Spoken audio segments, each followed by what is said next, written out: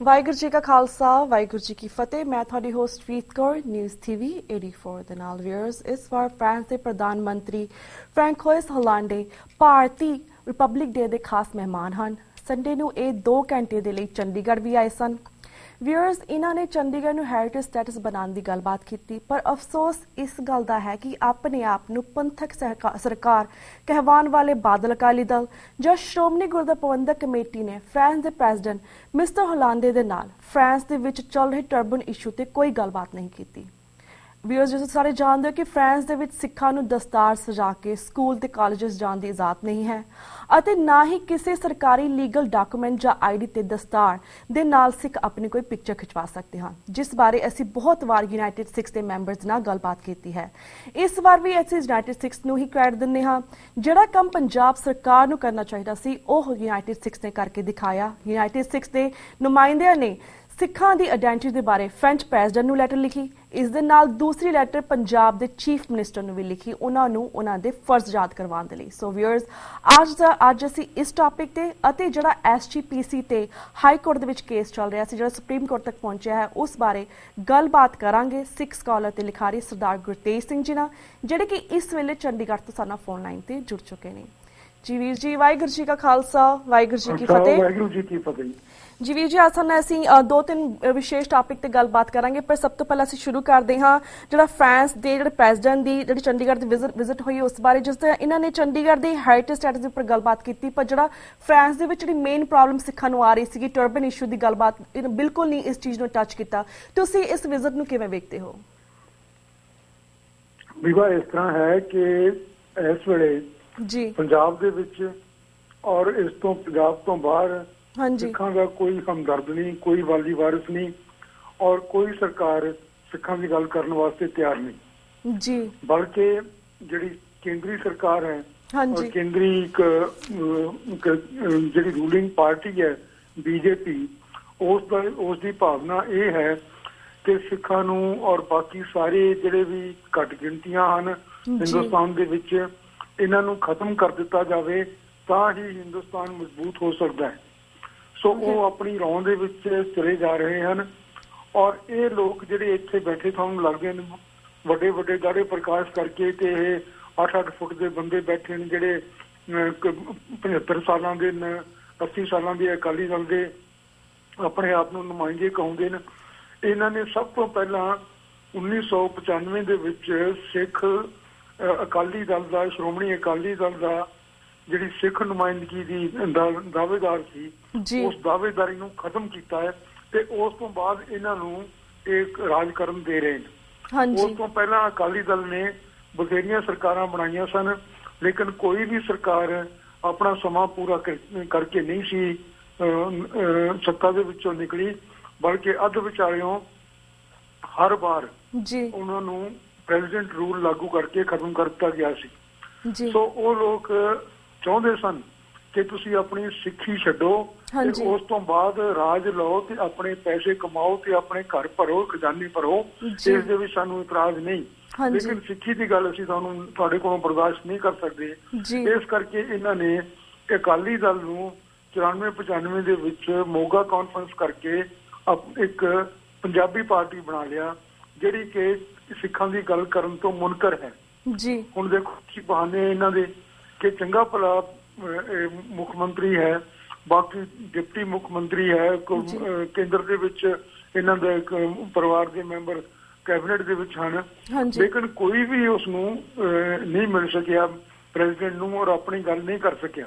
ਮਨਮੋਹਨ ਸਿੰਘ ਜਿਸ ਵੇਲੇ ਇੱਥੋਂ ਦਾ ਪ੍ਰਧਾਨ ਮੰਤਰੀ ਸੀ ਤਾਂ ਉਹ ਵੀ ਆਪਣੀ ਗੱਲ ਠੋਕ ਵਜਾ ਕੇ ਸਿੱਖਾਂ ਦੀ ਨਹੀਂ ਕਰ ਸਕਿਆ, ਕਿਉਂਕਿ ਇਹ ਜੋ ਹਿੰਦੁਸਤਾਨ ਦੀ ਜਿਹੜੀ ਮੈਜੋਰਿਟੀ ਹੈ ਇਸ ਦੀ ਡਿਮਾਂਡ ਹੈ ਕਿ ਸਿੱਖਾਂ ਨੂੰ ਖਤਮ ਕਰਤਾ ਜਾਵੇ, ਇਹਨਾਂ ਦੇ ਸਿਰਾਂ ਤੋਂ ਪੱਗਾਂ ਲਾਈਆਂ ਜਾਣ। ਔਰ ਜੇ ਤੁਸੀਂ ਪਿਛਲੇ 10 ਸਾਲਾਂ ਦਾ ਇਹਨਾਂ ਦਾ ਰਿਕਾਰਡ ਦੇਖੋ, ਜਿਹੜੀ ਹੈ ਤੁਹਾਡੀ ਸਰਕਾਰ ਜਿਸਨੂੰ ਤੁਸੀਂ ਅਕਾਲੀ ਸਰਕਾਰ ਕਹਿ ਰਹੇ ਹੋ, ਤਾਂ ਇਸ ਦੇ ਵਿੱਚ ਜੇ ਤੁਸੀਂ ਸਿਰਫ ਇੰਨਾ ਹੀ ਦੇਖੋ ਕਿ ਪੁਲਿਸ ਵਾਲਿਆਂ ਨੇ ਕਿੱਥੇ ਕਿੱਥੇ ਹਮਲੇ ਕਰਕੇ ਲੋਕਾਂ ਦੀਆਂ ਪੱਗਾਂ ਲਾਈਆਂ ਨੇ, ਤਾਂ ਸਾਨੂੰ ਹੈਰਾਨੀ ਹੋਊਗੀ ਕਿ ਤਕਰੀਬਨ ਹਰ ਹਫ਼ਤੇ ਇੱਕ ਇਸ ਤਰ੍ਹਾਂ ਦਾ ਸਾਨੂੰ ਇੰਸੀਡੈਂਟ ਮਿਲ ਜਾਏਗਾ ਜਿਸ ਦੇ ਵਿੱਚ ਸਭ ਤੋਂ ਪਹਿਲਾਂ ਪੁਲਿਸ ਵਾਲੇ ਕੋਈ ਆਦਮੀ ਪ੍ਰੋਟੈਸਟ ਕਰਦਾ ਹੈ, ਚਾਹੇ ਉਹ ਲਾਈਨਮੈਨ ਹੋਣ, ਬੇਰੁਜ਼ਗਾਰ, ਚਾਹੇ ਕੰਪਿਊਟਰ ਅਧਿਆਪਕ ਹੋਣ, ਚਾਹੇ ਉਹ ਕਿਸਾਨ ਹੋਣ, ਕੋਈ ਵੀ ਕਿਸੇ ਵਰਗ ਦੇ ਲੋਕ ਜੋ ਪ੍ਰੋਟੈਸਟ ਕਰਦੇ ਹੈ ਤਾਂ ਸਭ ਤੋਂ ਪਹਿਲਾਂ ਇਹਨਾਂ ਦੀ ਪੁਲਿਸ ਜਾ ਕੇ ਡਾਂਗ ਮਾਰ ਕੇ ਉਹਨਾਂ ਦੀ ਪੱਗ ਲਾਉਂਦੀ ਹੈ ਔਰ ਕੇਸਾਂ ਤੋਂ ਫੜ ਕੇ ਉਹਨਾਂ ਦੀ ਬੇਇੱਜ਼ਤੀ ਕਰਦੀ ਹੈ। ਇਹ ਲਗਾਤਾਰ ਇਹ ਤਸਵੀਰਾਂ 10 ਸਾਲਾਂ ਤੋਂ ਛਪ ਰਹੀਆਂ, ਲੇਕਿਨ ਆਪਣੇ ਕੌਮ ਦੇ ਵਿੱਚ ਪਤਾ ਨਹੀਂ ਕਿਸ ਤਰ੍ਹਾਂ ਦੀ ਮੁਰਦਿਆਣੀ ਛਾਈ ਹੋਈ ਹੈ ਕਿ ਅਸੀਂ ਲੋਕ ਇਸ ਗੱਲ ਨੂੰ ਰਿਕਗਨਾਈਜ਼ ਕਰਨ ਨੂੰ, ਇਸ ਨੂੰ ਮਾਨਤਾ ਦੇਣ ਨੂੰ ਔਰ ਇਸ ਤੋਂ ਅਗਾਂਹ ਆਪਣਾ ਬਣਾਉਣ ਨੂੰ ਪ੍ਰੋਗਰਾਮ ਤਿਆਰ ਹੀ ਨਹੀਂ ਹਾਂ। ਸੋ ਆਪਾਂ ਬਾਰ-ਬਾਰ ਹੈਰਾਨ ਹੋ ਜਾਂਦੇ ਹਾਂ ਕਿ ਇਹਨਾਂ ਨੇ ਕਿਉਂ ਨਹੀਂ ਗੱਲ ਕੀਤੀ, ਕਿਉਂ ਨਹੀਂ। ਇਹਨਾਂ ਦਾ ਇਹ ਉਸ ਭਾਵਨਾ ਦੇ ਅਨੁਸਾਰ ਕੰਮ ਕਰ ਰਹੇ ਹਨ ਜਿਸ ਭਾਵਨਾ ਦੇ ਅਧੀਨ ਸਿੱਖਾਂ ਨੂੰ ਖਤਮ ਕੀਤੇ ਜਾਣਾ, ਪੱਗਾਂ ਲੱਥਣੀਆਂ ਹਨ ਔਰ ਇਹਨਾਂ ਨੂੰ ਆਮ ਲੋਕਾਂ ਦੇ ਵਿੱਚ ਸ਼ਾਮਲ ਕਰਕੇ ਭੇਡ ਬੱਕਰੀਆਂ ਦੇ ਬਾੜਿਆਂ ਦੇ ਵਿੱਚ ਵਾੜਿਆ ਜਾਣਾ। ਇਸ ਦਾ ਦੂਰਦਰਸ਼ੀ ਨਤੀਜਾ ਕੀ ਨਿਕਲੇਗਾ, ਦੇਸ਼ ਕਿੰਨਾ ਕਮਜ਼ੋਰ ਹੋਏਗਾ ਔਰ ਕਿਸ ਤਰ੍ਹਾਂ ਨਾਲ ਇੱਥੇ ਲੋਕ ਹਾਵੀ ਹੋਣਗੇ। ਇਹ ਪਹਿਲਾਂ ਵੀ ਇੱਕ ਵਾਰੀ ਪਰਸ਼ੂਰਾਮ ਨੇ ਆਪਣਾ ਕੁਹਾੜਾ ਲੈ ਕੇ ਤੇ ਸਾਰੀ ਦੁਨੀਆ ਦੇ ਸਾਰੇ ਹਿੰਦੁਸਤਾਨ ਦੇ ਵਿੱਚ ਖੱਤਰੀਆਂ ਨੂੰ ਖਤਮ ਕਰ ਦਿੱਤਾ ਸੀ।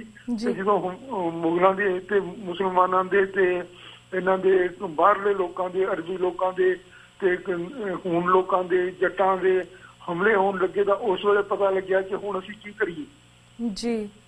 ਫਿਰ ਇਹਨਾਂ ਨੇ ਰਾਜਪੂਤਾਂ ਦੀ ਜਮਾਤ ਪੈਦਾ ਕਰਨ ਦੀ ਕੋਸ਼ਿਸ਼ ਕੀਤੀ ਜਿਹੜੇ ਉਹਨਾਂ ਦਾ ਮੁਕਾਬਲਾ ਕਰਨ, ਲੇਕਿਨ ਉਹ ਕਰ ਨਹੀਂ ਸਕੇ ਔਰ ਦੇਸ਼ 1000 ਸਾਲ ਵਾਸਤੇ ਗੁਲਾਮ ਹੋ ਗਿਆ। ਜਿਹੜੀ ਚੀਜ਼ ਨੂੰ ਇਹ ਦੇਸ਼ ਦੀ ਕਮਜ਼ੋਰੀ ਸਮਝਦੇ ਨੇ ਉਹੀ ਦੇਸ਼ ਦਾ ਬਲ ਹੈ। ਕਰਤੇ ਪੁਰਖ ਦਾ ਇਹ ਵਿਧਾਨ ਹੈ ਕਿ ਇੱਥੇ ਇੱਕ ਧਰਮ ਨਹੀਂ ਚੱਲ ਸਕਦਾ, ਇੱਥੇ ਕਈ ਕਿਸਮ ਦੇ ਧਰਮ ਚੱਲਣਗੇ ਔਰ ਇਹੀ ਅੱਜ ਦੀ ਜਿਹੜੀ ਡੈਮੋਕ੍ਰੇਸੀ ਹੈ, ਡੈਮੋਕ੍ਰੈਟਿਕ ਸਪਿਰਿਟ ਹੈ, ਉਸ ਦੀ ਵੀ ਇਹੀ ਰਿਕੁਆਇਰਮੈਂਟ ਹੈ। ਸੋ ਸਾਡੇ ਲੋਕ ਨਹੀਂ ਸਮਝ ਰਹੇ ਔਰ ਸਾਡੇ ਜਨਤਾ ਸਮਝ ਰਹੀ ਹੈ, ਨਾ ਸਾਡੇ ਲੀਡਰ ਸਮਝ ਰਹੇ ਹੈ। ਲੀਡਰ ਸਾਹਿਬ ਇੱਕ ਦਿਨ ਪਹਿਲਾਂ ਜਾ ਕੇ PGI ਦੇ ਵਿੱਚ ਦਾਖਲ ਹੋ ਕੇ ਆਰਾਮ ਨਾਲ ਬੈਠ ਗਏ ਜੀ, ਕੋਈ ਵੀ ਨਾ ਗੱਲ ਕਹਿਣੀ ਪਵੇ, ਨਾ ਕੁਝ ਕਰਨਾ ਪਵੇ, ਨਾ ਹੀ ਕੋਈ ਸਿੱਖਾਂ ਦੀ ਨਾਰਾਜ਼ਗੀ ਝੱਲਣੀ ਪਵੇ, ਨਾ ਹੀ ਸਿੱਖਾਂ ਦੀ ਗੱਲ ਕਰਕੇ BJP ਦੀ ਨਾਰਾਜ਼ਗੀ ਝੱਲਣੀ ਪਵੇ ਔਰ ਬੜੇ ਆਰਾਮ ਨਾਲ ਬੈਠੇ ਨੇ। ਆਪਾਂ ਲੋਕ ਜਿਹੜੇ ਸਮਝਦੇ ਹਾਂ ਕਿ ਇਹ ਸਿੱਖਾਂ ਦੀ ਸਰਕਾਰ ਹੈ, ਆਪਾਂ ਹੈਰਾਨ ਪਰੇਸ਼ਾਨ ਹੋ ਰਹੇ ਹਾਂ। ਬਿਲਕੁਲ ਵੀਰ ਜੀ। ਤੇ ਵੀਰ ਜੀ ਜਿਹੜਾ ਨੈਕਸਟ ਟੌਪਿਕ ਹੈ ਉਸ ਦੇ ਉੱਪਰ ਅਸੀਂ ਵੱਖ-ਵੱਖ ਸ਼ਖਸੀਅਤਾਂ ਦੇ ਵਾਲੀ ਵਿਊਜ਼ ਲੈ ਚੁੱਕੇ, ਪਰ ਤੁਹਾਡੇ ਅਸੀਂ ਪਰਸਨਲ ਐਕਸਪੀਰੀਅੰਸ ਬਾਰੇ ਉਸ 'ਤੇ ਗੱਲਬਾਤ ਕਰਾਂਗੇ। ਜਿਸ ਤਰ੍ਹਾਂ ਜਿਹੜੀ ਮਾਈਨੋਰਿਟੀ ਇੰਸਟੀਟਿਊਸ਼ਨ ਸਟੇਟਸ ਥੱਲੇ SGPC ਰਨ ਕਰ ਰਹੀ ਸੀ, ਇਹ ਆਪਣੇ medical colleges, engineering colleges, dental colleges, Khalsa college ਚਲਾ ਰਹੀ ਸੀ। ਜਿਵੇਂ ਕੁਝ ਸਾਲ ਪਹਿਲਾਂ ਇਹਨਾਂ 'ਤੇ ਇੱਕ ਸਟੂਡੈਂਟਸ ਨੇ ਕੇਸ ਪਾਇਆ ਸੀ ਕਿ ਇਸ ਤਰ੍ਹਾਂ ਕੇਸ ਨੂੰ ਉਹ ਹਾਈ ਕੋਰਟ ਤੋਂ ਲੈ ਕੇ ਹੁਣ ਇਹ ਜਿਹੜਾ ਕੇਸ ਸੁਪਰੀਮ ਕੋਰਟ ਤੱਕ ਚੱਲ ਰਿਹਾ, ਤੁਸੀਂ ਇਸ ਨੂੰ ਸਭ ਨੂੰ ਕਿਵੇਂ ਵੇਖਦੇ ਹੋ? ਇਹ ਇਸ ਤਰ੍ਹਾਂ ਹੈ ਕਿ 1992 ਦੇ ਵਿੱਚ national commission for minorities act ਬਣਿਆ ਜੀ। ਉਸ ਐਕਟ ਦੇ ਅਧੀਨ ਇਹਨਾਂ ਨੇ ਇੱਕ ਨੋਟੀਫਿਕੇਸ਼ਨ ਕੀਤਾ ਸੈਂਟਰਲ ਗਵਰਨਮੈਂਟ ਨੇ ਜੀ 23/10/93 ਨੂੰ ਔਰ ਉਸ ਦੇ ਵਿੱਚ ਉਹਨਾਂ ਨੇ ਦੱਸਿਆ ਕਿ ਮਾਈਨੋਰਿਟੀਜ਼ ਆ ਲੋਕ ਹੋਣਗੇ ਔਰ 5 ਮੁਸਲਮਾਨ, ਕ੍ਰਿਸਚਨ, ਸਿੱਖ, ਬੁੱਧਿਸਟ ਤੇ ਪਰਸ਼ੀਅਨ, ਜ਼ੋਰਾਸਟਰੀਅਨ, ਇਹਨਾਂ ਲੋਕਾਂ ਨੂੰ ਮਾਈਨੋਰਿਟੀ ਜਾਂ ਘੱਟ ਗਿਣਤੀਆਂ ਐਲਾਨਿਆ ਗਿਆ। ਇਸ ਤੋਂ ਬਾਅਦ ਫਿਰ 2005 ਦੇ ਵਿੱਚ ਇੱਕ ਨੋਟੀਫਿਕੇਸ਼ਨ ਹੋਇਆ ਇਹਨਾਂ ਦਾ ਨੈਸ਼ਨਲ ਕਮਿਸ਼ਨ ਫॉर ਮਾਈਨੋਰਿਟੀਜ਼ ਦਾ ਔਰ ਉਹਦੇ ਵਿੱਚ ਐਜੂਕੇਸ਼ਨਲ ਐਕਟ ਵਾਸਤੇ ਇਹਨਾਂ ਨੇ ਐਜੂਕੇਸ਼ਨਲ ਐਕਟ 2004 ਦੇ ਉੱਤੇ ਦੇ ਸੰਦਰਭ ਦੇ ਵਿੱਚ ਫਿਰ ਮਾਈਨੋਰਿਟੀਜ਼ ਦਾ ਨਾਮਕਰਨ ਕੀਤਾ। ਹੁਣ ਇਹ ਆਰਟੀਕਲ 29 ਤੇ 30 ਕਨਸਟੀਟਿਊਸ਼ਨ ਦੇ ਵਿੱਚ ਸ਼ਾਮਲ ਹਨ। 1950 ਦੀ ਕਨਸਟੀਟਿਊਸ਼ਨ ਦੇ ਵਿੱਚ ਉਸ ਦੇ ਵਿੱਚ ਲਿਖਿਆ ਹੋਇਆ ਹੈ ਕਿ ਇਹਨਾਂ ਲੋਕਾਂ ਨੂੰ ਜਿਹੜੇ ਘੱਟ ਗਿਣਤੀਆਂ ਦੇ ਵਿੱਚ ਹਨ ਆਪਣਾ ਸੱਭਿਆਚਾਰ ਤੇ ਆਪਣਾ ਇਤਿਹਾਸ, ਆਪਣੇ ਧਰਮ ਇਤਿਹਾਸ ਨੂੰ ਮਹਿਫੂਜ਼ ਕਰਨ ਵਾਸਤੇ ਆਪਣੀਆਂ ਇੰਸਟੀਟਿਊਸ਼ਨਸ, ਆਪਣੀਆਂ ਸੰਸਥਾਵਾਂ ਬਣਾਉਣ ਦੀ ਇਜਾਜ਼ਤ ਹੋਵੇਗੀ। ਉਸ ਦੇ ਅਧੀਨ ਇਹ ਮਾਈਨੋਰਿਟੀਜ਼ ਸਿੱਖਾਂ ਨੂੰ ਐਲਾਨ ਕੀਤਾ ਗਿਆ ਔਰ ਇਸੇ ਦੇ ਅਧੀਨ ਜਿਸ ਵੇਲੇ 2007 ਦੇ ਵਿੱਚ ਇਹ ਮਸਲੇ ਵਗੈਰਾ ਆਏ ਤੇ ਉਹ ਇਹਨਾਂ ਨੇ ਪੰਜਾਬ ਗਵਰਨਮੈਂਟ ਨੇ ਵੀ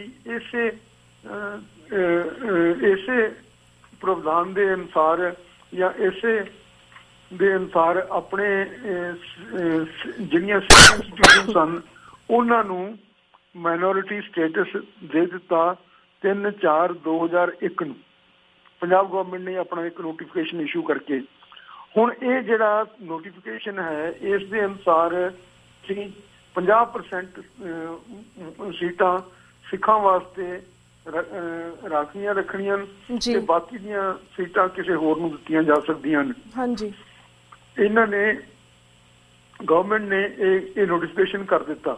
ਇੱਕ ਆਦਮੀ ਸਾਹਿਲ ਮਿੱਤਰ ਸੀ, ਉਸ ਦੇ ਬਾਪ ਦਾ ਨਾਮ ਚੰਦੂ ਲਾਲ ਹੈ। ਉਸ ਨੇ ਕੀਤਾ ਇੱਕ ਜਾਚਕਾ ਪਾਈ ਹਾਈ ਕੋਰਟ ਦੇ ਵਿੱਚ ਕਿ ਮੇਰੇ ਇੰਨੇ ਨੰਬਰ ਹਨ ਔਰ ਮੈਨੂੰ ਇੱਥੇ ਅਧਿਕਾਰ ਹੈ ਇਸ ਇੰਸਟੀਟਿਊਸ਼ਨ ਦੇ ਵਿੱਚ, ਸਿੱਖਾਂ ਦੀ ਇੰਸਟੀਟਿਊਸ਼ਨ ਦੇ ਵਿੱਚ ਆਪਣੇ ਐਡਮਿਸ਼ਨ ਲੈਣ ਦਾ, ਮੈਂ ਦਾਖਲਾ ਲੈ ਸਕਦਾ ਆਪਣੇ ਨੰਬਰਾਂ ਦੇ ਹਿਸਾਬ ਨਾਲ। ਪਰ ਦਾਖਲਾ ਨਹੀਂ ਮਿਲ ਰਿਹਾ ਕਿਉਂਕਿ ਇਹਨਾਂ ਨੇ 50% ਸੀਟਾਂ ਸਿੱਖਾਂ ਵਾਸਤੇ ਰਿਜ਼ਰਵ ਕੀਤੀਆਂ ਔਰ ਉਸ ਤੋਂ ਬਾਅਦ ਮੇਰੇ ਵਾਸਤੇ ਸੀਟ ਨਹੀਂ ਰਹਿੰਦੀ। ਤਾਂ ਹਾਈ ਕੋਰਟ ਨੇ ਇਸ ਦੀ ਜਾਚਕਾ ਨੂੰ ਸੁਣਿਆ ਔਰ ਇਸ ਨੂੰ ਕਿਹਾ ਕਿ ਜੀ ਇਹ ਜਿਹੜੇ ਸਿੱਖ ਹਨ ਇਹ ਮਾਈਨੋਰਿਟੀ ਨਹੀਂ ਪੰਜਾਬ ਦੇ ਵਿੱਚ, ਇਸ ਕਰਕੇ ਸਿੱਖ ਇੰਸਟੀਟਿਊਸ਼ਨ ਜਿਹੜੀਆਂ ਹਨ ਇਹ ਮਾਈਨੋਰਿਟੀ ਇੰਸਟੀਟਿਊਸ਼ਨ ਨਹੀਂ ਮੰਨੀਆਂ ਜਾ ਸਕਦੀਆਂ।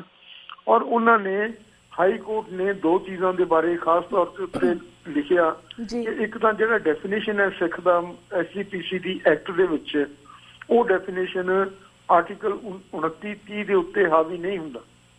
ਦੂਸਰੀ ਗੱਲ ਉਹਨਾਂ ਨੇ ਲਿਖੀ ਕਿ ਜਿਹੜੇ ਸਿੱਖ ਹਨ ਇਹ ਨॉन ਡੋਮੀਨੈਂਟ ਗਰੁੱਪ ਹੈ ਤੇ ਇਹ ਨॉन ਡੋਮੀਨੈਂਟ ਗਰੁੱਪ ਹੈ, ਗਰੁੱਪ ਨਹੀਂ ਹਨ ਤੇ ਇਸ ਕਰਕੇ ਇਹਨਾਂ ਨੂੰ ਕਿਸੇ ਦੀ ਕੋਈ ਇਸ ਤਰ੍ਹਾਂ ਦਾ ਡਰ ਨਹੀਂ ਹੈਗਾ ਵੀ ਕੋਈ ਹੋਰ ਆ ਕੇ ਪੰਜਾਬ ਦੇ ਵਿੱਚ ਰਾਜਸੀ ਸੱਤਾ ਹਾਸਲ ਕਰਕੇ ਇਹਨਾਂ ਦੇ ਉੱਤੇ ਇਹਨਾਂ ਨੂੰ ਸਪਰੈਸ ਕਰ ਸਕਦਾ ਹੈ, ਇਹਨਾਂ ਦੇ ਉੱਤੇ ਜ਼ੁਲਮ ਕਰ ਸਕਦਾ ਹੈ। ਸੋ ਇਸ ਕਰਕੇ ਇਹਨਾਂ ਨੂੰ ਇੱਥੇ ਰੈਜ਼ਰਵੇਸ਼ਨ ਦੀ ਲੋੜ ਨਹੀਂ ਜੀ। ਇਹ 2007 ਦੇ ਵਿੱਚ ਇਹ ਇਸ਼ੂ ਇੱਥੇ ਹਾਈ ਕੋਰਟ ਦੇ ਵਿੱਚ ਉਭਰਿਆ ਔਰ 2007 ਦੇ ਵਿੱਚ ਇਹਨਾਂ ਦਾ ਆਹ ਫੈਸਲਾ 17/12/2007 ਨੂੰ ਇਹ ਫੈਸਲਾ ਹੋ ਗਿਆ ਜੀ। ਹੁਣ ਇਹਨਾਂ ਦਾ ਜਿਹੜਾ SGPC ਵਾਲਿਆਂ ਦਾ ਕਹਿਣਾ ਸੀ, ਉਹ ਕਹਿੰਦੇ ਸਨ ਕਿ ਸਾਡੇ ਸਿਰਫ ਇਸ SGPC ਦੇ ਐਕਟ ਦੇ ਵਿੱਚ ਦਿੱਤੇ ਡੈਫੀਨੇਸ਼ਨ ਦੇ ਅਨੁਸਾਰ ਸਿੱਖਾਂ ਦੀ ਗਿਣਤੀ 93,97,988 ਹੈ।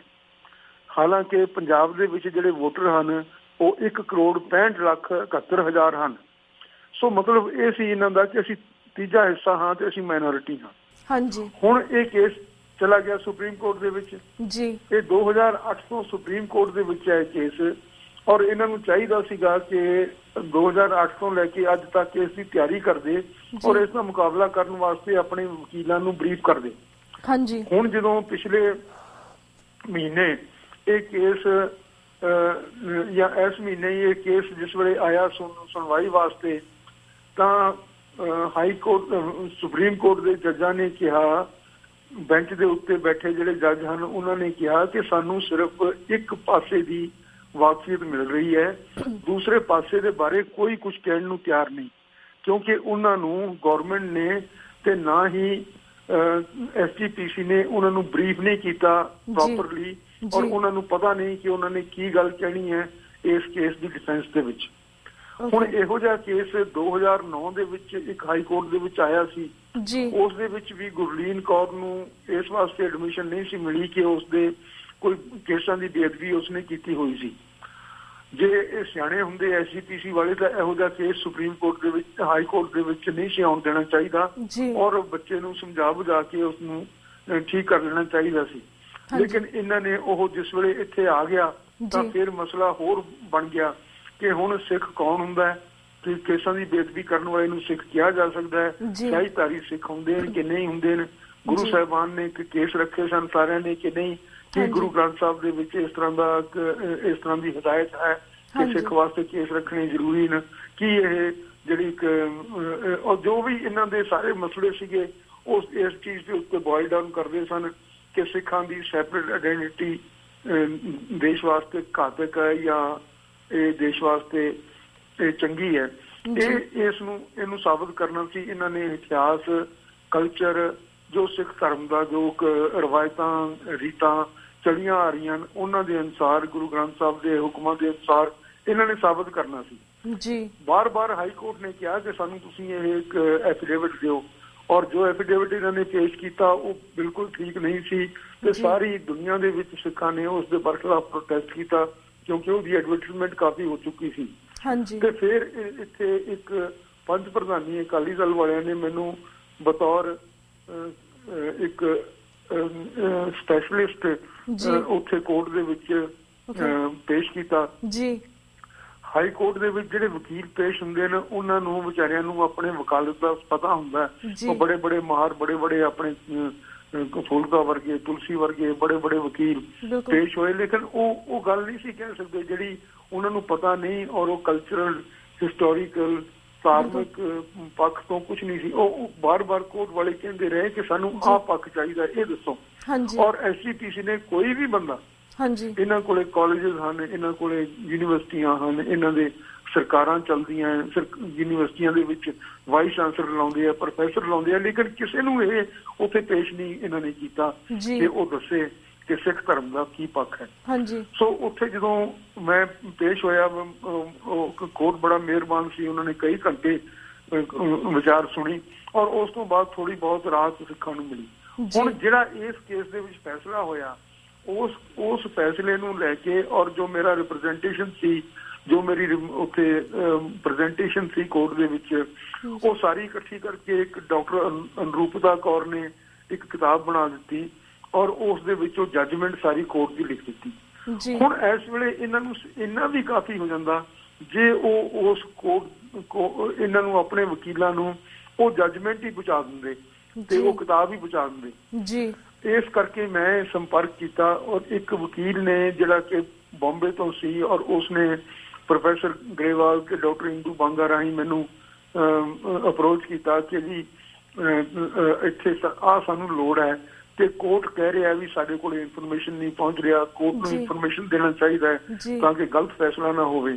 ਮੈਂ ਜਿਸ ਵੇਲੇ ਉਸਨੂੰ ਬਰੀਫ ਕਰਨ ਲੱਗਿਆ ਤੇ ਮੈਂ ਇਹਨਾਂ ਨੂੰ ਕਿਉਂਕਿ ਕਿਤਾਬ ਪੜ੍ਹਨ ਦਾ ਟਾਈਮ ਨਹੀਂ ਸੀ ਉਦੋਂ, ਹੁਣ ਤਾਂ ਤਰੀਕ ਅਗਾਂਹ ਪੈ ਗਈ, ਚਲੋ ਰੱਬ ਕਰੇ ਭਲੀ ਕਰੇਗਾ, ਲੇਕਿਨ ਉਸ ਵੇਲੇ ਕਿਤਾਬ ਪੜ੍ਹਨ ਦਾ ਵੀ ਟਾਈਮ ਨਹੀਂ ਸੀ। 24 ਘੰਟੇ ਦੇ ਅੰਦਰ 48 ਘੰਟਿਆਂ ਦੇ ਅੰਦਰ ਮੈਂ ਉਸਨੂੰ ਇਨਫੋਰਮੇਸ਼ਨ ਦੇਣਾ ਸੀ। ਮੈਨੂੰ ਹੋਰ ਵੀ ਇਨਫੋਰਮੇਸ਼ਨ ਚਾਹੀਦਾ ਸੀ ਜਿਹੜਾ 2009 ਤੋਂ ਅੱਜ ਤੱਕ ਉਹ ਅੰਕੜਾ ਵਿਭਾਗ ਵਾਲੇ ਇੱਥੇ ਕੋਈ ਪ੍ਰੋਫੈਸਰ ਹਨਗੇ, ਕਈ ਕਿਸਮ ਦੀਆਂ ਸੰਸਥਾਵਾਂ ਬਣੀਆਂ ਹੋਈਆਂ, ਉਹਨਾਂ ਦਾ ਮੈਂ ਉਹਨੂੰ ਰੈਫਰੈਂਸ ਦੇ ਕੇ ਨਾਂ ਦੇ ਕੇ ਆਪਣੇ ਚੀਫ ਸੈਕਟਰੀ ਜਿਹੜੇ ਹਨ ਨਵੇਂ ਬਣਾਏ ਹੋਏ SGPC ਦੇ, ਉਹਨਾਂ ਨੂੰ ਬੇਨਤੀ ਕੀਤੀ ਕਿ ਮੈਨੂੰ ਆਹ ਇਨਫੋਰਮੇਸ਼ਨ ਦਿਓ ਤੁਸੀਂ ਤੇ ਨਾਲੇ ਮੈਨੂੰ ਤੁਸੀਂ ਉਹਦਾ ਬਰੀਫ ਦਿਓ ਤਾਂ ਕਿ ਮੈਂ ਆਪਣੇ ਜਿਹੜਾ ਵਕੀਲ ਵਿਚਾਰੇ ਨੇ ਮੇਰੇ ਨਾਲ ਇੰਨਾ ਰਾਬਤਾ ਕਰਨ ਦੀ ਕੋਸ਼ਿਸ਼ ਕੀਤੀ ਹੈ ਔਰ ਜੋਖਮ ਉਠਾਈ ਹੈ ਉਸ ਨੂੰ ਮੈਂ ਆਪਣਾ ਜੋ ਵੀ ਮੈਨੂੰ ਸਮਝ ਆਉਂਦੀ ਹੈ ਮੈਂ ਉਸਨੂੰ ਦੱਸ ਸਕਾਂ। ਔਰ ਉਹਨਾਂ ਨੇ 24 ਘੰਟੇ ਦਾ ਮੈਨੂੰ ਬਰੀਫ ਆਪਣਾ ਜਿਹੜਾ ਸੀ SGPC ਦਾ ਜਿਸ ਦੇ ਉੱਤੇ ਇਹਨਾਂ ਨੇ ਜੋ ਮੁਕੱਦਮਾ ਸੀ ਉਹੀ 24 ਘੰਟੇ ਲੇਟ ਪਹੁੰਚਾਇਆ ਔਰ ਉਸ ਤੋਂ ਬਾਅਦ ਇਹ ਕਹਿ ਕੇ ਕੰਮ ਸਾਰ ਲਿਆ ਕਿ ਜੀ ਤਰਲੋਚਨ ਸਿੰਘ ਮਾਈਨੋਰਿਟੀਜ਼ ਕਮਿਸ਼ਨ ਵਾਲੇ ਕਹਿੰਦੇ ਆ ਵੀ ਅੱਜ ਦੇ ਹਿੰਦੁਸਤਾਨ ਟਾਈਮਸ ਦੇ ਵਿੱਚ ਸਾਰਾ ਇਨਫੋਰਮੇਸ਼ਨ ਛਪ ਗਿਆ, ਉੱਥੋਂ ਲੈ ਕੇ ਦੇ। ਹੁਣ ਇਹ ਕੰਮ ਇਹਨਾਂ ਦਾ ਸੀ ਕਰ ਰਿਹਾ ਸੀ ਮੈਂ, ਲੇਕਿਨ ਮੇਰੇ ਨਾਲ ਕੋਈ ਕੋਆਪਰੇਸ਼ਨ ਨਹੀਂ ਕੀਤੀ ਇਹਨਾਂ ਨੇ। ਇਸ ਤੋਂ ਜਾਪਦਾ ਇਹ ਹੈ ਕਿ ਨਾ ਪੰਜਾਬ ਸਰਕਾਰ ਤੇ ਨਾ SGPC ਇਸ ਚੀਜ਼ ਨੂੰ ਸਿੱਖਾਂ ਦੇ ਪੱਖ ਨੂੰ ਉਭਾਰਨ ਵਾਸਤੇ ਤਿਆਰ ਨਹੀਂ ਹਨ। ਹੁਣ ਇਹ ਗੱਲ ਆਪਣੇ ਲੋਕਾਂ ਨੂੰ ਸਮਝ ਲੈਣੀ ਚਾਹੀਦੀ ਹੈ। ਪਹਿਲਾਂ ਵੀ ਮੈਂ ਬਹੁਤ ਵਾਰ ਕਿਹਾ ਕਿ ਆਪਣੇ ਲੋਕਾਂ ਨੂੰ ਆਪਣੀਆਂ ਸੰਸਥਾਵਾਂ ਬਣਾਉਣੀਆਂ ਚਾਹੀਦੀਆਂ ਨੇ ਜਿਹੜੀਆਂ ਕਿ ਇਹੋ ਜਿਹੇ ਮੌਕਿਆਂ ਵਾਸਤੇ ਇਹੋ ਜਿਹੇ ਇਨਫੋਰਮੇਸ਼ਨ ਦੇਣ ਵਾਸਤੇ ਹਰ ਵਕਤ ਤਿਆਰ ਰਹਿਣ। ਉਹਨਾਂ ਕੋਲੇ ਡੋਸੀਅਰ ਬਣੇ ਹੋਣ ਹਿਊਮਨ ਰਾਈਟਸ ਦੇ ਉੱਤੇ ਆ, ਜਿਹੜਾ ਹੁਣ ਫਰਾਂਸ ਦੇ ਵਿੱਚ ਪੱਗ ਦਾ ਮਸਲਾ ਹੈ, ਜਿਹੜੇ ਹੋਰ ਮਸਲੇ ਹਨ ਸੰਸਾਰ ਦੇ ਵਿੱਚ, ਸਾਡੇ ਇੱਥੇ ਜੋ ਆਇਡੈਂਟੀਟੀ ਦਾ ਮਸਲਾ ਅਮਰੀਕਾ ਦੇ ਵਿੱਚ ਚੱਲ ਰਿਹਾ, ਸਾਰਿਆਂ ਦੇ ਉੱਤੇ ਅਸੀਂ ਇੱਥੋਂ ਇਹਨਾਂ ਨੂੰ ਦੇਈਏ ਡੋਸੀਅਰ ਬਣਾ ਕੇ। ਲੇਕਿਨ ਕਿਸੇ ਕਿਸਮ ਦੀ ਇੰਸਟੀਟਿਊਸ਼ਨ ਉਹ 2009 ਤੋਂ ਬਾਅਦ ਵੀ ਮੈਂ ਕਈ ਵਾਰੀ ਬੇਨਤੀ ਕੀਤੀ, ਲੇਕਿਨ ਅੱਜ 15-16 ਆ ਗਿਆ, 7 ਸਾਲ ਬੀਤ ਗਏ, ਕਿਸੇ ਨੇ ਇੱਕ ਹਾਂ ਦਾ ਨਾਰਾ ਵੀ ਨਹੀਂ ਮਾਰਿਆ, ਕਿਸੇ ਨੇ ਇੱਕ ਹਾਮੀ ਨਹੀਂ ਭਰੀ, ਕਿਸੇ ਦੇ ਕੰਨ ਦੇ ਉੱਤੇ ਜੂ ਨਹੀਂ ਸਰਕੀ ਕਿ ਇਹੋ ਜਿਹੀਆਂ ਇੰਸਟੀਟਿਊਸ਼ਨ ਸਾਨੂੰ ਚਾਹੀਦੀਆਂ। ਸੋ ਅਸੀਂ ਸਫਰ ਕਰ ਰਹੇ ਹਾਂ ਔਰ ਇਸ ਦੇ ਵਿੱਚ ਅਗਾਂਹ ਕੀ ਹੋਏਗਾ ਪਤਾ ਨਹੀਂ, ਲੇਕਿਨ ਜਦੋਂ ਮੈਂ ਉਹਨੂੰ ਇਹ ਕਹਿਣਾ ਸ਼ੁਰੂ ਕੀਤਾ ਕਿ ਕਮ ਸੇ ਕਮ ਕਿਤਾਬ ਹੀ ਭੇਜ ਦਿਓ ਆਪਣੇ ਵਕੀਲਾਂ ਨੂੰ, ਤਾਂ ਉਹਨਾਂ ਨੇ ਚੀਫ ਸੈਕਟਰੀ ਸਾਹਿਬ ਨੇ ਮੇਰਾ ਟੈਲੀਫੋਨ ਚੁੱਕਣਾ ਬੰਦ ਕਰ ਦਿੱਤਾ।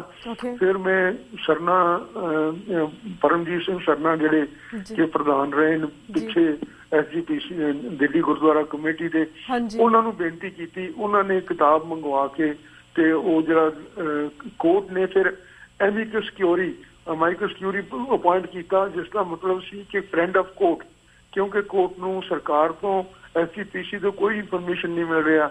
ਉਹਨਾਂ ਨੇ ਕਿਹਾ ਕਿ ਆਹ ਆਦਮੀ ਜਿਹੜਾ ਹੈ ਇਹ ਸਾਨੂੰ ਇਹ ਕੋਰਟ ਦਾ ਦੋਸਤ ਹੈ, ਜਿਹੜਾ ਦੂਸਰੇ ਪਾਸੇ ਦਾ ਇਨਫੋਰਮੇਸ਼ਨ ਹੈ ਲਿਆ ਕੇ ਦੇਗਾ। ਹੁਣ ਉਸ ਆਦਮੀ ਦੇ ਕੋਲ ਉਹ ਕਿਤਾਬ ਪਹੁੰਚ ਚੁੱਕੀ ਹੈ। ਰੱਬ ਕਰੇ ਕਿ ਉਹ ਪੜ੍ਹ ਲਵੇ ਤੇ ਜਾਂ ਉਸ ਨੂੰ ਚੰਗੀ ਤਰ੍ਹਾਂ ਨਾਲ ਕੋਈ ਬਰੀਫ ਕਰ ਦੇਵੇ ਤੇ ਸ਼ਾਇਦ ਇਹ ਆਪਣਾ ਕੁਝ ਬਣ ਜਾਏ। ਨਹੀਂ ਤਾਂ ਇਹ ਮਾਈਨੋਰਿਟੀ ਇੰਸਟੀਟਿਊਸ਼ਨ ਸਾਰੀਆਂ ਤੁਸੀਂ ਪੈਸੇ ਦਿਓਗੇ, ਖਰਚੇ ਕਰੋਗੇ ਆਪਣੀ ਜ਼ਮੀਨ ਦੇ ਉੱਤੇ, ਬੇਸ਼ਕੀਮਤੀ ਜ਼ਮੀਨ ਗੁਰਦੁਆਰਿਆਂ ਦੇ ਉੱਤੇ ਇੰਸਟੀਟਿਊਸ਼ਨਸ ਬਣਾਓਗੇ ਔਰ ਬੱਚੇ ਇਹਨਾਂ ਦੇ ਵਿੱਚ ਹੋਰ ਪੜ੍ਹਨਗੇ। ਤੁਹਾਡੇ ਬੱਚੇ ਅਨਪੜ੍ਹ ਰਹਿਣਗੇ ਕਿਉਂਕਿ ਇਹਨਾਂ ਨੂੰ ਕੋਈ ਦੂਸਰੀਆਂ ਇੰਸਟੀਟਿਊਸ਼ਨ ਦੇ ਵਿੱਚ ਉਸ ਤਰ੍ਹਾਂ ਨਾਲ ਐਡਮਿਸ਼ਨ ਨਹੀਂ ਮਿਲ ਸਕਦੀ। ਔਰ ਜਿਹੜੇ ਬੱਚੇ ਪਿੰਡਾਂ ਦੇ ਹਨ ਖਾਸ ਤੌਰ ਦੇ ਉੱਤੇ ਉਹ ਇਹਨਾਂ ਦੇ ਨਾਲ ਜਿਨ੍ਹਾਂ ਦੇ ਕੋਲ ਸਹੂਲਤਾਂ ਨਹੀਂ ਹਨ ਲਾਇਬ੍ਰੇਰੀ ਦੀਆਂ ਹੋਰ ਸਾਰੀਆਂ, ਉਹ ਇਹਨਾਂ ਦੇ ਨਾਲ ਕੰਪੀਟ ਨਹੀਂ ਕਰ ਸਕਣਗੇ। ਸੋ ਇਸ ਮੋੜ ਦੇ ਉੱਤੇ ਇਹ ਕੇਸ ਇਸ ਵੇਲੇ ਖੜਾ। ਜੀ ਬਿਲਕੁਲ ਵੀਰ ਜੀ, ਥੈਂਕ ਯੂ ਸੋ ਮਚ ਕਿ ਤੁਸੀਂ ਇਸ ਕੇਸ ਦਾ ਵੀ ਵੇਰਵਾ ਦਿੱਤਾ ਤੇ ਆਪਣੇ ਪਰਸਨਲ ਐਕਸਪੀਰੀਅੰਸ ਬਾਰੇ ਵੀ ਸਾਨੂੰ ਪੂਰੀ ਜਾਣਕਾਰੀ ਦਿੱਤੀ। ਵੀਰ ਜੀ ਸਾਡੇ ਕੋਲ ਇੱਕ ਅੱਧਾ ਮਿੰਟ ਰਹਿ ਗਿਆ ਐਟ ਦੀ ਐਂਡ, ਜਿਸ ਤਰ੍ਹਾਂ ਅਸੀਂ ਇੱਕ ਹੋਰ ਟਾਪਿਕ ਤੁਹਾਡੇ ਵਿਊਜ਼ ਲੈਣਾ ਚਾਹਾਂਗੇ, ਜਿਸ ਤਰ੍ਹਾਂ ਜਸਟਿਸ ਕਾਚੂ ਵੱਲੋਂ 30, 31 ਅਤੇ 1 ਫਰਵਰੀ ਨੂੰ ਬਹਿਵਲ ਕਲਾ ਗੋਲੀकांड ਦੇ ਵਿੱਚ ਸੁਣਵਾਈ ਕੀਤੀ ਜਾ ਰਹੀ ਹੈ। ਤੁਸੀਂ ਇਸ ਸੁਣਵਾਈ ਬਾਰੇ ਕੀ ਕਹਿਣਾ ਚਾਹੋਗੇ? ਤੁਹਾਨੂੰ ਕੀ ਲੱਗਦਾ ਇਸ ਵਿੱਚ ਕੀ ਨਿਕਲੇਗਾ? ਓਵਰਆਲ ਤੁਹਾਡਾ ਐਕਸਪੀਰੀਅੰਸ ਕੀ ਕਹਿੰਦਾ ਹੈ? ਬੀਬਾ, ਇਹ ਉਹੀ ਗੱਲ ਹੈ ਕਿ ਇੱਥੇ ਸਿੱਖਾਂ ਨੂੰ ਮਾਰਨ ਦੀ ਰਵਾਇਤ ਪੈ ਚੁੱਕੀ ਹੈ। ਜਸਪਾਲ ਸਿੰਘ ਨੂੰ ਜਿਸ ਵੇਲੇ ਐਜੂਕੇਸ਼ਨ ਚੱਲ ਰਹੀ ਸੀ, ਇਹਨਾਂ ਨੂੰ ਬੰਦੀਆਂ ਨੂੰ, ਕੈਦੀਆਂ ਨੂੰ ਛਡਾਉਣ ਦੀ ਔਰ ਫਾਂਸੀ ਦਿਲਾਉਣ ਲੱਗੇ ਸੀ ਇੱਕ ਆਦਮੀ ਨੂੰ, ਉਸ ਵੇਲੇ ਜਿਹੜੀ ਇੰਸਟੀਟਿਊਸ਼ਨ ਚੱਲ ਰਹੀ, ਜਿਹੜੀ ਐਜੂਕੇਸ਼ਨ ਚੱਲ ਰਹੀ ਸੀ, ਉਹਦੇ ਵਿੱਚ ਜਸਪਾਲ ਸਿੰਘ ਨੂੰ ਮਾਰਿਆ, ਕੋਈ ਸੁਣਵਾਈ ਨਹੀਂ ਹੋਈ। ਆਸ਼ੂਤੋਸ਼ ਦੇ ਬਰਖਲਾਫ ਇੱਕ ਮੁਜ਼ਾਹਰਾ ਕਰਦੇ ਇੱਥੇ ਲੋਕਾਂ ਨੂੰ ਗੋਲੀਆਂ ਮਾਰੀਆਂ ਲੁਧਿਆਣੇ ਦੇ ਵਿੱਚ, ਕੋਈ ਸੁਣਾਈ ਨਹੀਂ ਹੋਈ। ਪਿਛਲੇ ਜੂਨ ਦੇ ਵਿੱਚ ਇੱਥੇ ਜੰਮੂ ਦੇ ਵਿੱਚ ਇੱਕ ਸਿੱਖ ਨੂੰ, 2-3 ਸਿੱਖਾਂ ਨੂੰ ਗੋਲੀਆਂ ਮਾਰੀਆਂ, ਕੋਈ ਸੁਣਵਾਈ ਨਹੀਂ ਹੋਈ। ਔਰ ਇਹ ਵਿਚਾਰੇ ਅਸੀਂ ਲੋਕ ਜਿਹੜੇ ਸਾਡੇ ਵਰਗੇ ਲੋਕਾਂ ਦੀ ਕਾਮਨਾ ਹੁੰਦੀ ਹੈ ਕਿ ਕੋਈ ਨਾ ਕੋਈ ਸਾਡੀ ਬਾਂਹ ਫੜੇ, ਕੋਈ ਨਾ ਕੋਈ ਸਾਡੀ ਗੱਲ ਕਰੇ।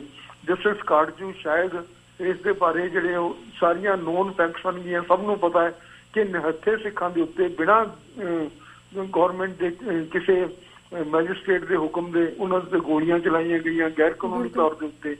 ਇਹਨਾਂ ਲੋਕਾਂ ਨੂੰ ਇਸ ਕਮਿਸ਼ਨ ਦੇ ਵਿੱਚ ਸਾਹਮਣੇ ਆ ਜਾਏਗਾ, ਸਾਫ਼ ਹੋ ਜਾਏਗਾ, ਦੁਨੀਆ ਦੇ ਉੱਤੇ ਨਸ਼ਰ ਹੋ ਜਾਏਗਾ। ਲੇਕਿਨ ਇਸ ਤਰ੍ਹਾਂ ਦੀਆਂ ਬੜੀਆਂ ਕਮਿਸ਼ਨਸ ਬਣ ਚੁੱਕੀਆਂ ਨੇ, ਬੜੇ ਕੇਸਿਸ ਸਾਹਮਣੇ ਆ ਚੁੱਕੇ ਨੇ। ਉਹ ਇੱਥੇ ਤੁਸੀਂ PUCL ਤੇ ਦਿੱਲੀ ਦੇ ਜਿਹੜੇ ਇੱਕ ਕਤਲੇਆਮ ਸੀ ਉਸ ਦੇ ਬਾਰੇ ਕਿੰਨੀਆਂ ਇਨਕੁਆਇਰੀਜ਼ ਹੋ ਚੁੱਕੀਆਂ ਨੇ। ਹੋਣਾ ਕੁਛ ਨਹੀਂ, ਲੇਕਿਨ ਸਾਡਾ ਜਿਹੜਾ ਚਾਰਾਜੋਈ ਕਰਨ ਦਾ ਫਰਜ਼ ਹੈ ਔਰ ਇਹ ਚੰਗਾ ਹੋਇਆ ਕਿ ਇਹ ਜਸਟਿਸ ਕਾਟਜੂ ਨੂੰ ਇੱਥੇ ਬੁਲਾਇਆ ਗਿਆ। ਉਹ ਇੱਕ ਇਮਾਨਦਾਰ ਆਦਮੀ ਹੈ ਔਰ ਮੈਂ ਉਸ ਨਾਲ ਕਈ ਵਾਰੀ ਗੱਲਬਾਤ ਕਰ ਚੁੱਕਿਆ। ਉਹ ਇਸ ਕਾਨੂੰਨੀ ਦੇ ਬਰਖਲਾਫ ਹੈ, ਜਿਸ ਦੇ ਰਾਹੀਂ ਜਿਸ ਨੂੰ ਮਰਜ਼ੀ ਬਜ਼ਾਰੇ ਉਹ ਸਿਰਫ ਉੱਥੇ ਲੰਗਰ ਵੰਡ ਰਹੇ ਸਨ ਔਰ ਸਤਨਾਮ ਦਾ ਜਾਪ ਹੋ ਰਿਹਾ ਸੀ, ਜਿਸ ਜਾ ਕੇ ਇਹਨਾਂ ਨੇ ਪੁਲਿਸ ਨੇ ਬਿਨਾਂ ਮੈਜਿਸਟ੍ਰੇਟ ਦੇ ਹੁਕਮ ਤੋਂ ਗੋਲੀ ਚਲਾਈ ਹੈ ਔਰ ਉਸ ਤੋਂ ਬਾਅਦ ਕੋਈ ਉਸ ਨੂੰ ਕੋਈ ਕਿਸੇ ਕਿਸਮ ਦਾ ਨਤੀਜਾ ਭੁਗਤਣਾ ਨਹੀਂ ਪਿਆ।